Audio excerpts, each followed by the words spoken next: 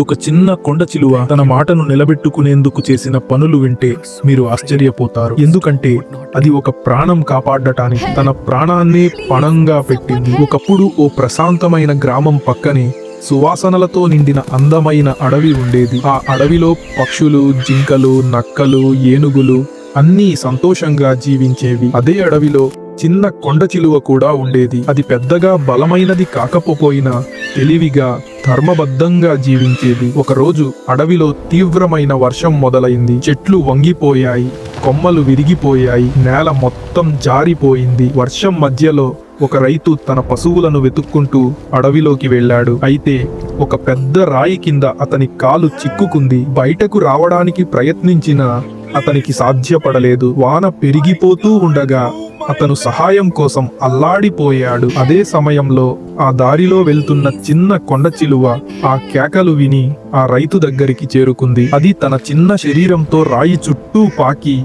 గడ్డి తీయడం మొదలు పెట్టింది. కొంత సమయం తరువాత రాయి కాస్త లేచి రైతు బయటకు వచ్చాడు. అతను ఊపిరి పీల్చుకున్నాడు. ఆ రోజు అతను ఎంతో కృతజ్ఞతతో, "నువ్వు నా ప్రాణం కాపాడావు. ఎప్పుడైనా నీకు సహాయం కావాలంటే నా ఇంటికి రా" అని చెప్పి వెళ్ళిపోయాడు. చిన్న కొండ చిలువ సంతోషంగా తన గుహకు తిరిగి వెళ్ళింది.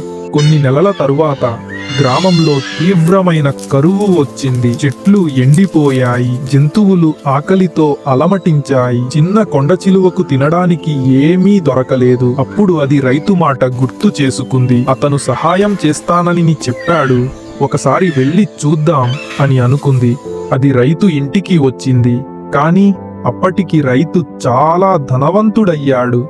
పెద్ద ఇల్లు, ఆవరణ, పిల్లలు అన్నీ ఉన్నా అతని మనసు మారిపోయింది. కొండ చిలువను చూసి అతను భయపడి దాన్ని వెళ్ళగొట్టాడు. చిన్న చిలువను చూసి పిల్లలు కేకలు వేశారు. రైతు కూడా కోపంగా కర్ర తీసుకుని దానిపై కేకలు వేశాడు. చిన్న చిలువ నిశ్శబ్దంగా వెనుదిరిగి వెళ్ళిపోయింది. తన మనసులో, మాట ఇచ్చులో మాట ఇచ్చిన మనిషి ఇంత సులభంగా మారిపోతాడా అని బాధపడింది. కొన్ని రోజుల తరువాత రైతు చిన్న కుమారుడు ఆడుకుంటూ బావి దగ్గరికి వెళ్లి జారి బావిలో పడిపోయాడు. ఎవరూ గమనించలేదు. ఆ సమయంలో అక్కడంచి వెళ్తున్న చిన్న కొండ చిలువ ఆ శబ్దం విని బావి దగ్గరికి చేరింది. బావిలో ఒక చిన్న పిల్లవాడు నీటిలో మునిగిపోతున్నాడు. అది ఒక్క క్షణం కూడా ఆలోచించకుండా నీటిలోకి దూకింది. తన శరీరాన్ని పిల్లవాడి చుట్టూ చుట్టి అతన్ని పైకి తోసింది. పిల్లవాడు బావి అంచు చేరాడు. బయటకు తీసుకెళ్లబడ్డాడు. రైతు పరుగెత్తుకుంటూ వచ్చి తన కుమారుడిని కౌగిలించుకున్నాడు. అప్పుడు నేల మీద తడిసి బలహీనంగా పడిపోయిన చిన్న చిలువను చూశాడు. అతనికి అన్నీ గుర్తొచ్చాయి. తనపై చూపిన ఉపకారం, తన మాట, తన తప్పు. కన్నీళ్లతో వాలి తన మనసులో పశ్చాత్తాపం వ్యక్తం చేశాడు. చిన్న చిలువ నిశ్శబ్దంగా అతన్ని చూసింది. మాట నిలబెట్టుకోవడం చిన్నదైనా మనిషిగా ఉండటానికి పెద్దదైన గుణం అన్నట్లుగా తన కళ్ళు మూసుకుంది.